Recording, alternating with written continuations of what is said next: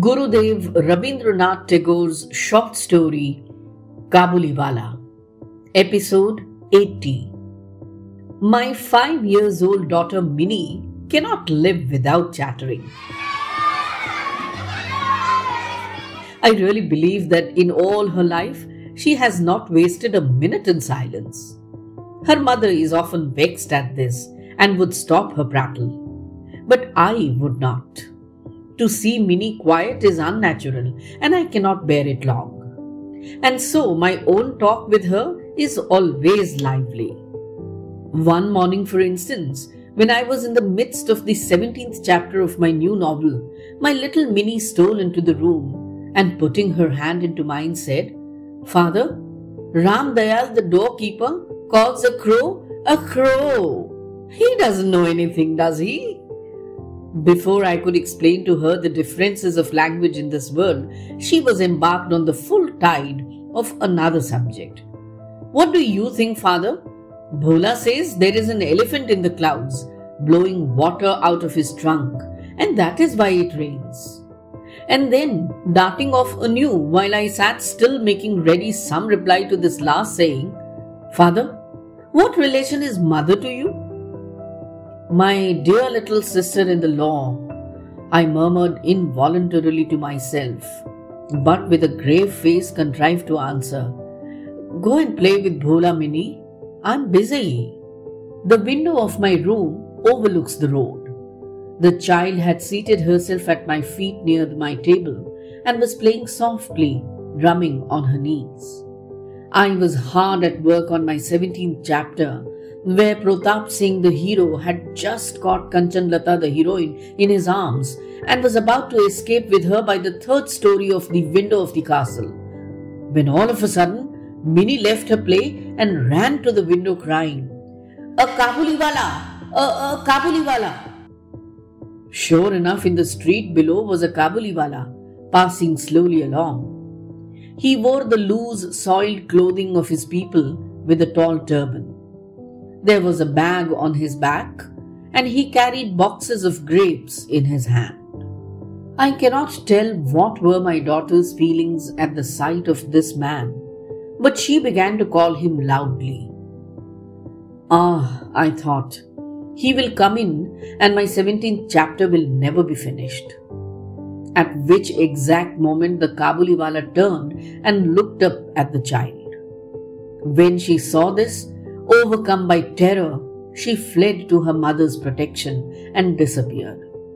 She had a blind belief that inside the bag which the man carried, there were perhaps 2 or 3 other children like herself. The peddler meanwhile entered my doorway and greeted me with a smiling face.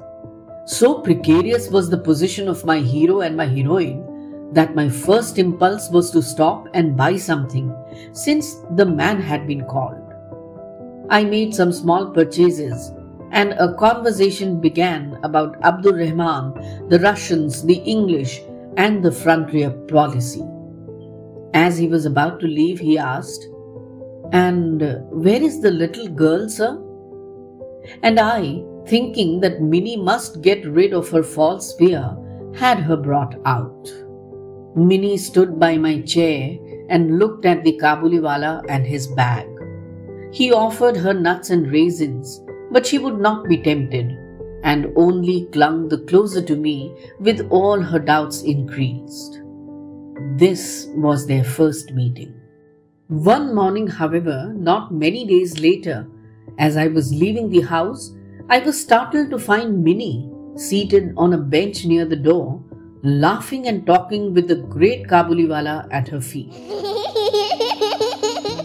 In all her life, it appeared, my small daughter had never found so patient a listener save her father.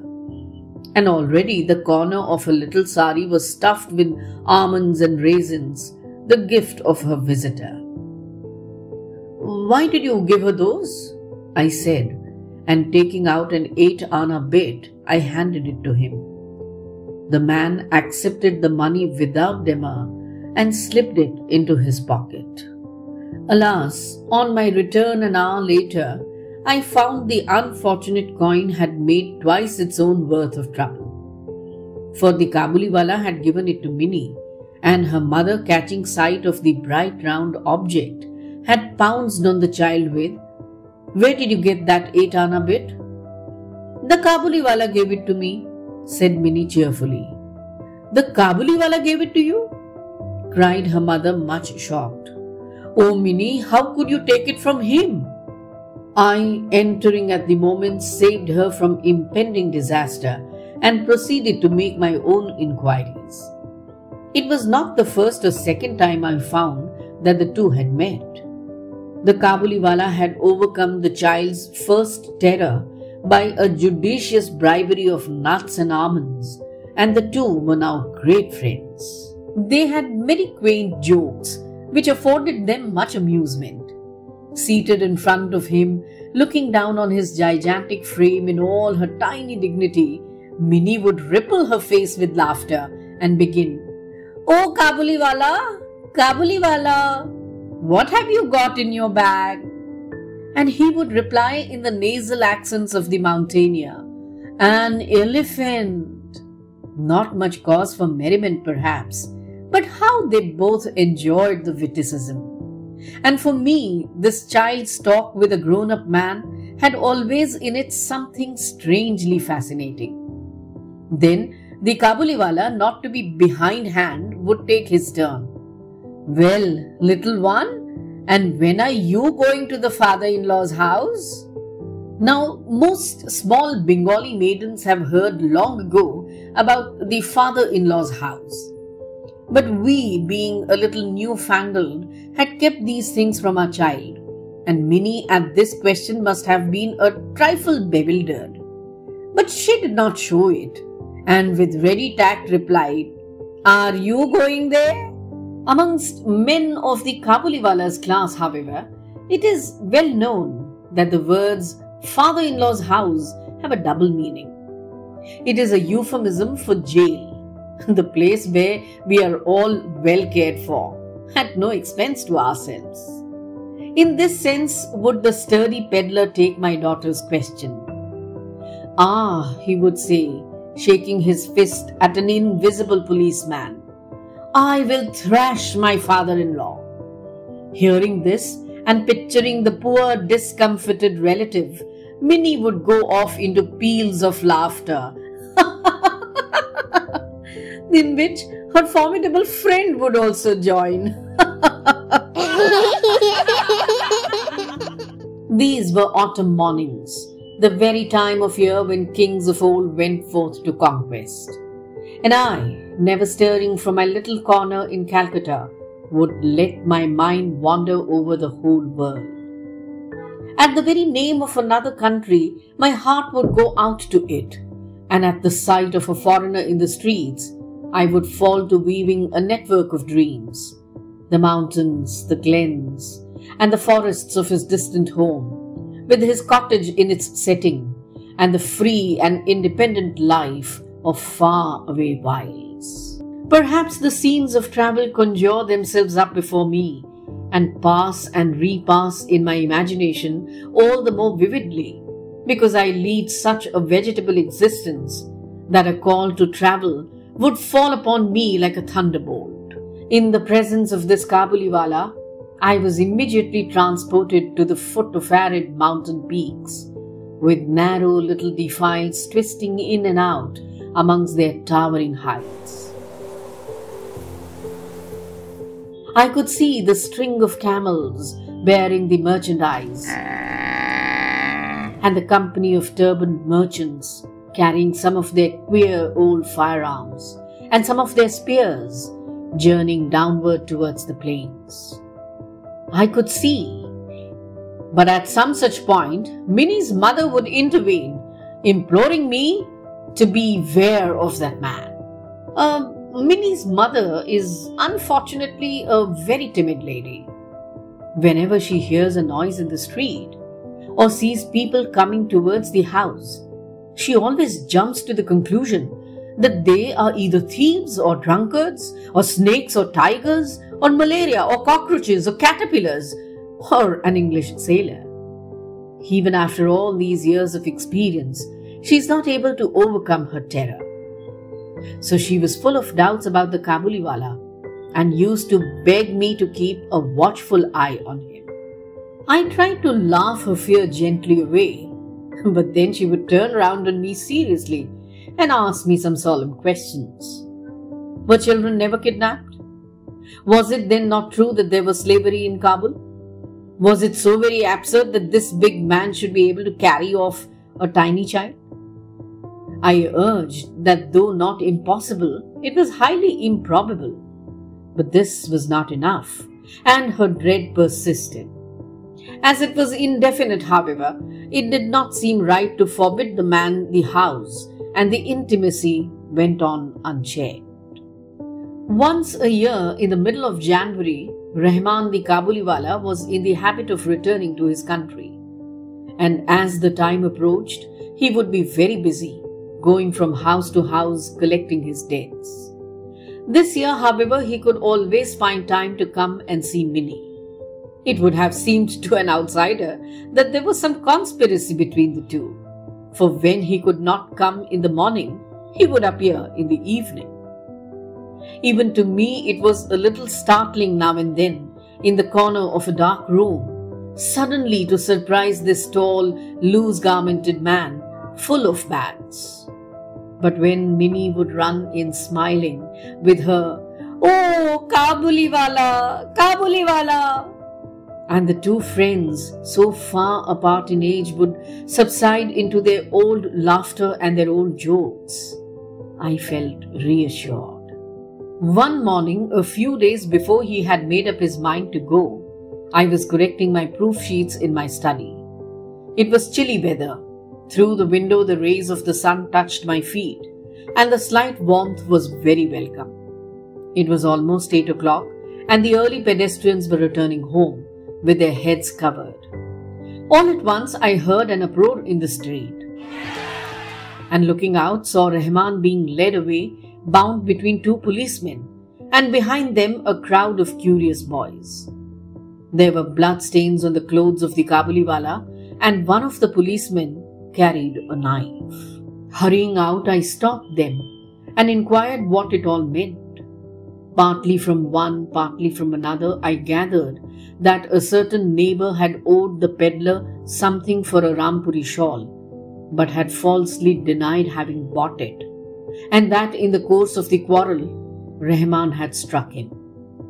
Now, in the heat of his excitement, the prisoner began calling his enemy all sorts of names, when suddenly, in a veranda of my house, appeared my little Minnie with her usual exclamation, "Oh, Kabuliwala! Kabuliwala!" Rahman's face lighted up as he turned to her. He had no bag under his arm today, so she could not discuss the elephant with him. She at once therefore proceeded to the next question. "Are you going to the father-in-law's house?" Rahman laughed and said, "Just where I am going, little one." Then, seeing that the reply did not amuse the child, he held up his fettered hands. "Ali," he said, "I would have thrashed that old father-in-law, but my hands are bound." On a charge of murderous assault, Rahman was sentenced to some years' imprisonment. Time passed away, and he was not remembered. The accustomed work in the accustomed place was ours, and the thought of the once free mountaineer spending his years in prison seldom or never occurred to us. Even my light-hearted Minnie, I am ashamed to say, forgot her old friend. New companions filled her life. As she grew older, she spent more of her time with girls. So much time indeed did she spend with them that she came no more as she used to do to her father's room. I was scarcely on speaking terms with her. Years had passed away. It was once more autumn, and we had made arrangements for our Minnie's marriage. It was to take place during the puja holidays. With Durga returning to Kailash, the light of our home was also to depart to her husband's house and leave her father's in the shadow. The morning was bright. After the rains, there was a sense of ablution in the air, and the sun rays looked like pure gold. So bright were they that they gave a beautiful radiance even to the sordid brick walls of our Calcutta lanes. Since early dawn today, the wedding pipes had been sounding.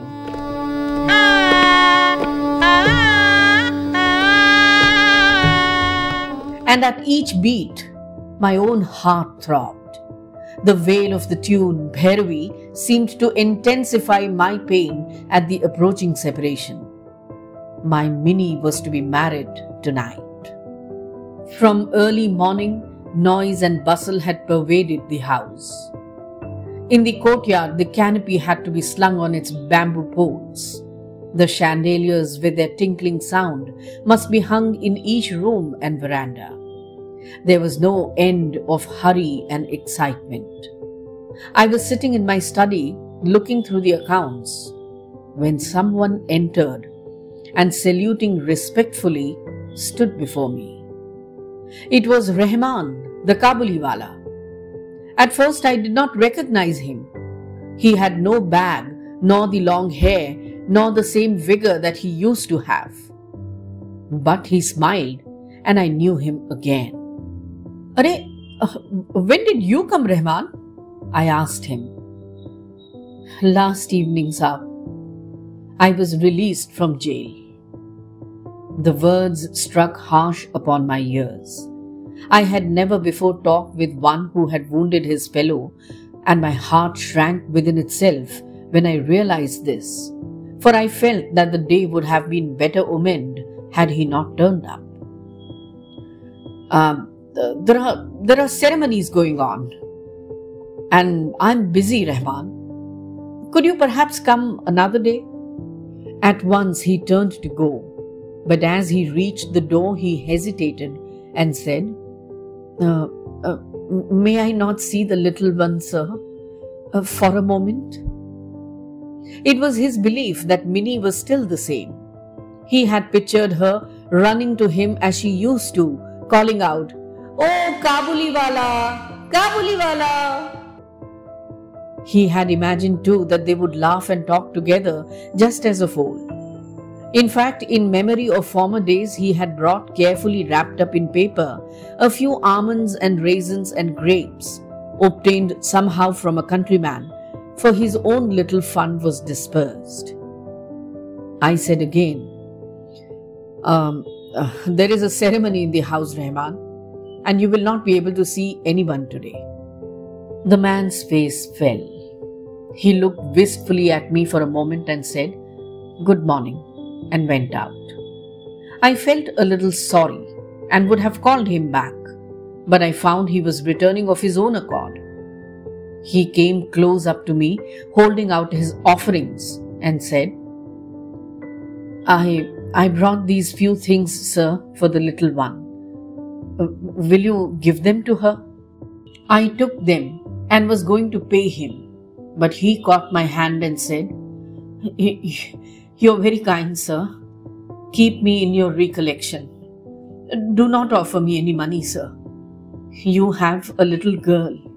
I too have one like her in my own home. I think of her and bring fruits to your child. Not to make a profit for myself, sir. Saying this, he put his hand inside his big loose robe and brought out a small and dirty piece of paper. With great care, he unfolded this and smoothed it out with both hands on my table.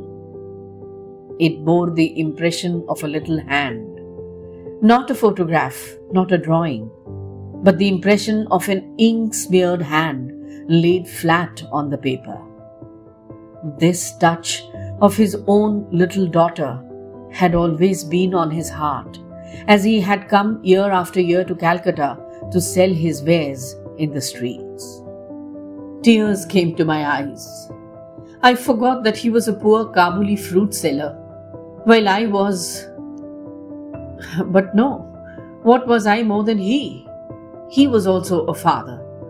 That impression of the hand of his little Parbati in her distant mountain home reminded me of my own little Minnie. I sent for Minnie immediately from the inner apartments. Many difficulties were raised, but I would not listen. Clad in the red silk of her wedding day, with the sandal paste on her forehead, and adorned as a young bride, Minnie came and stood bashfully before me. The Kabuliwala looked a little staggered at the apparition. He could not revive their old friendship. At last he smiled and said, "Little one, are you going to your father-in-law's house?" But Minnie now understood the meaning of the word father-in-law, and she could not reply to him as of old. She flushed up at the question and stood before him with her bride-like face turned down. I remembered the day when the Kabuliwala and my Minnie had first met, and I felt sad. When she had gone, Rahman heaved a deep sigh and sat down on the floor. The idea had suddenly come to him that his daughter too must have grown up in this long time, and that he would have to make friends with her anew. Assuredly, he would not find her as he used to know her. And besides, what might not have happened to her in these 8 years? The marriage pipes sounded, and the mild autumn sun streamed round us. But Rahman sat in the little Calcutta lane and saw before him the barren mountains of Afghanistan. I took out a bank note and gave it to him, saying, "Go back to your own daughter, Rahman, in your own country, and may the happiness of your meeting bring good fortune to my child." Having made this present, I had to curtail some of the festivities. I could not have the electric lights I had intended, nor the military band, and the ladies of the house were despondent at it. But to me, the wedding feast was all the brighter for the thought that in a distant land, a long-lost father met again with his only child.